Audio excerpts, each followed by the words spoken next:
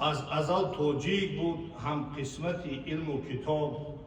علم او بود هم نشین آفتاب و ماهتاب.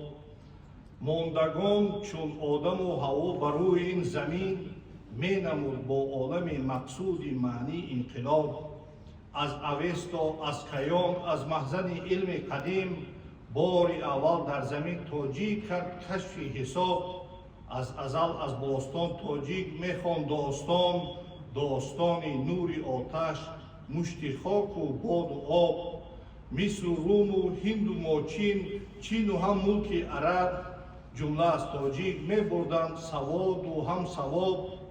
برد اسکندر سری دارا که او دانا شود، تا که یونان را ببخشید آفتاب از شهاب.